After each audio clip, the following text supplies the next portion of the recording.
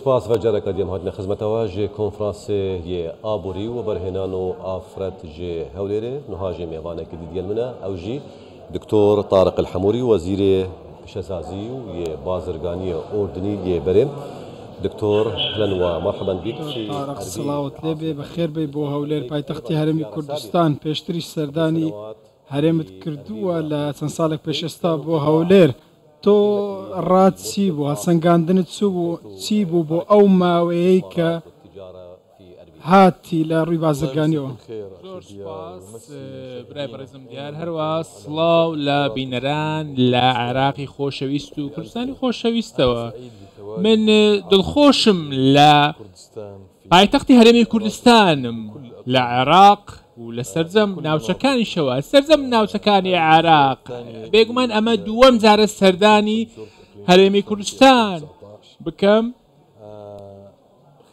لە ساڵی 2017 سەردانم کرد بوو لەم یەک دوو ڕۆژی ڕابردوودا ئەوەی بینیمان ئەو بکە گەشە پێدان و بەرەو پێشتونێکی زۆر هەیە بە تایبەتی لە پرسی بازرگانی و کەرتە جیاوازەکان و هەروەها چەندین ناوچەی نوێ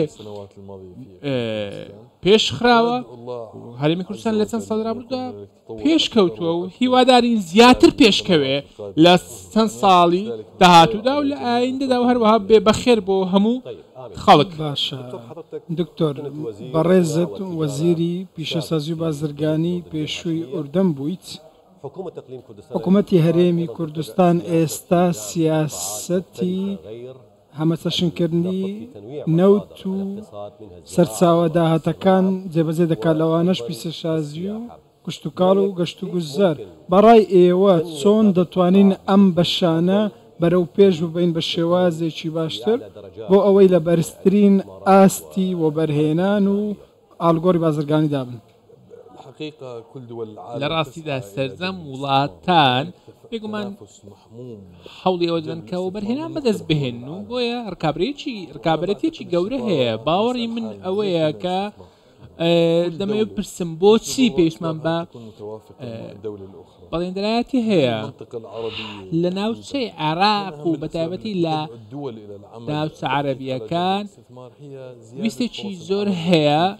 ئەمەش هۆکارەکەی ئەوەیە بتوانرێ هەڵی کاری زیاتر هەبێت و هەڵاوسان کەم بکرێتەوە کە ئەمەش کاریگەرێکی بەرچاوی هەیە لەسەر هەڵاوسان. هەر بۆیە بوونی وبەرهێنان دەبێتە هۆی بەهێزکردنی کەرتی کرێکاران و سەرجەم کەرتەکانی نێودەوڵەتی و هەموو ئەو کەرتانێکەوە چاڵاکن بێگومان کەرتی کشتتوکاڵی و کەرتی پیشەسازی گۆڕا و ئەمانە هەمویان زۆرترین کاریان هەیە و بەسەر دەستی کڕێکارانەوە. سەرجەم کەرتەکان کاریگەرێکی بەرچاویان هەیە و یەکتر تەواو دەکەن. بۆ نمونە کەرتی کشتتوکاڵی و کەرتی پیشەسازی هەڵێکی باشی ڕەخساندووە بۆ ئەوەی بتوانرێ و بەرهێنان بکرێ و ئەمەش کاریگەرێکی بەرچاوی هەیە بۆ ئابووری نیشتمانی و ئەم کەرتانێکەوە باسم کردووە گرنگترین کەرتن کە وڵاتانی ئەم ناوچەیە هەوڵ دەدەن و خەڵکان دەدەن بۆ ئەوەی و بەرهێنان بکرێت. ئەمە بۆ نمونە کەرتی بازرگانی و کشتتوکاڵی ئەمە کەرتێکی وەرزی نییە. ئەگەر بێت و سەقامگیری هەبێت ئەم کەرتە بە شێوەیەکی بەردەوام هەر دەبێت.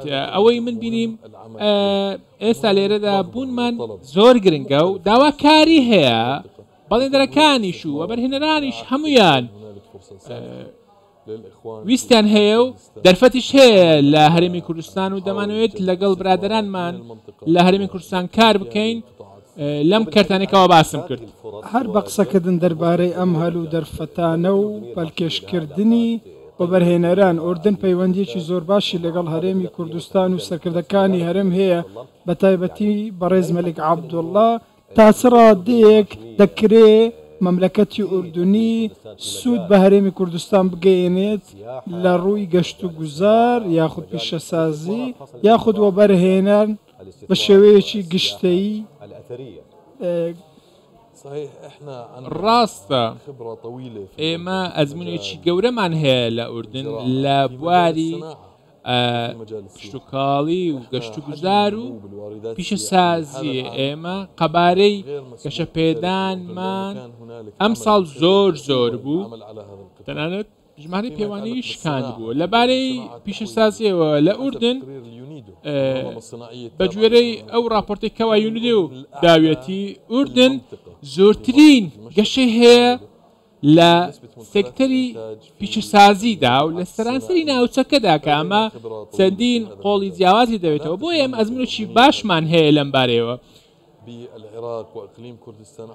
شانشینی ئوردن و عێراق خۆتان دەزان مێژوویەکی دێرینی هەیە و لەگەڵ بە تایبەتی سەرکردەکانی هەرێمی کوردستان و عێراقیش پەیوەندیەکی باشمان هەیە و هیوادارین لە ئایندەش بتوانین هاوکاری یەکتر بکەین و ئەزمونەکانمان بگۆڕینەوە و بۆ ئەوەی بتوانین مەشق و ڕاهێنان بە ئێرە بدەین چونکە ئێمە خاونە ئەزمونیان بۆتان دەزانن بۆ ئەوەی بگەین بەم ئەزمونە پێویستە خۆت ڕابهێنین و ئێمەش ئامادەین بۆ ئەمە وەکو دامەزراوە و لایەنیش لە سەرجەم کارتەکاندا و لە سەرجەم سێکتەرەکان ئێمە ئەم ئەزمونەمان هەیە و دەمانوێت بیگەێنین بەڕێز تارق حەموودی بەرەو وەزیری پیشەساز بازرگانی زۆر سپاس بۆ ئەوەی لەگەڵمان بوویت.